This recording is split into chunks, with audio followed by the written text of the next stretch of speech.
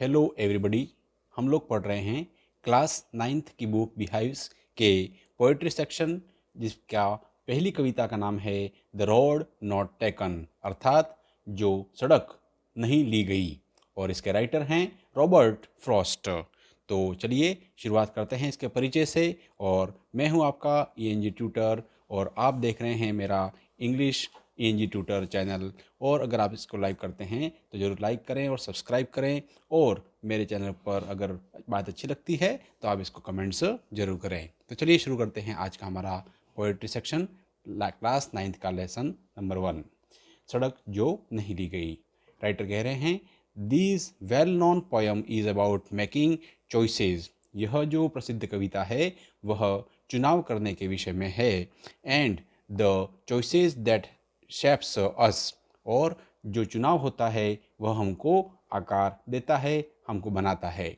Robert Frost is an American poet in to write simply.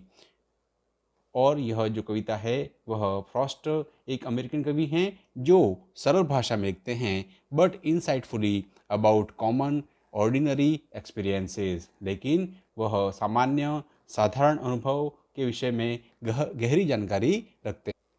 तो चलिए कविता को शुरू करते हैं। पहली पंक्तियाँ कुछ इस प्रकार हैं। The two roads diverged in a yellow wood. दो सड़कें एक पतझड़ की ऋतु में जंगल के स्थान पर दिशाओं में विभाजित हो रही थी।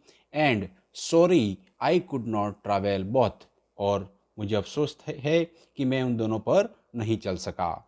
And be one traveller long I stood and looked down one as far as I could to where it bent in the undergrowth। और बहुत देर तक मैं खड़ा रहा और उनमें से एक को जहाँ तक नज़र गई वहाँ देखता रहा, जब तक कि यह सड़क जो थी वह घनी झाड़ियों और पौधों में मुड़ नहीं गई।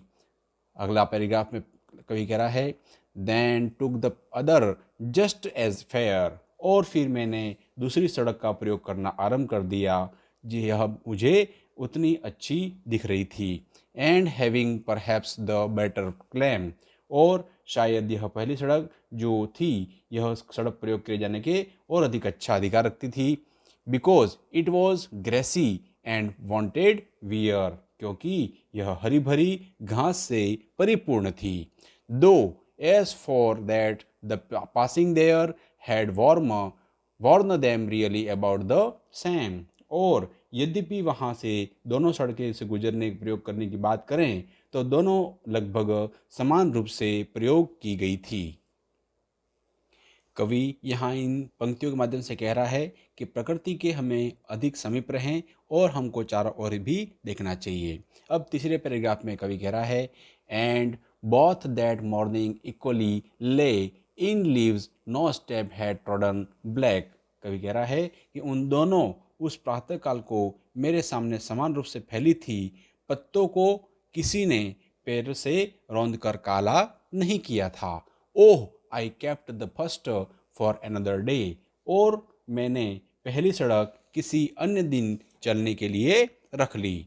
Yet knowing how way leads on the way. और फिर भी यह जानते हुए कि रास्ता कैसे आगे से आगे निकलता जा रहा है। आई doubted if I should ever come back.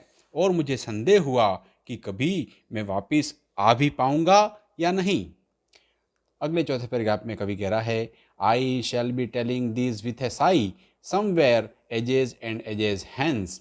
मैं कभी युगों और युगों बाद एक आह भरकर यह सब बता रहा होऊंगा कि जब दो सड़कें two roads diverged in a wood, और जंगल में पहुंचकर विभाजित हो रही थी।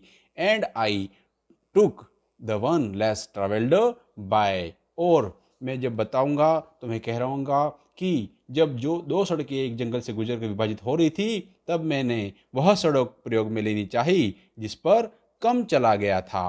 And that has made all that difference. और उसने ही यह सब अंतर मेरे जीवन में स्थापित किया है।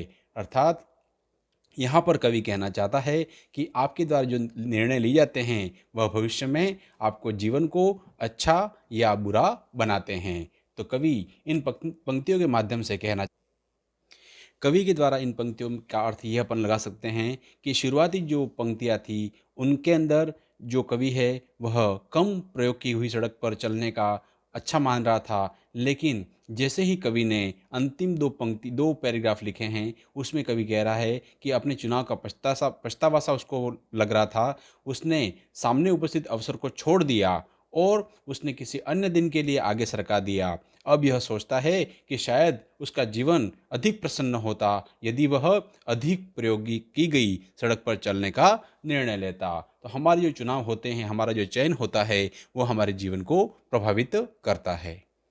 तो ये कविता जो है वह हमें अवसरों को भुनाने और चुनौतियों को स्वीकार करने का संदेश देती है।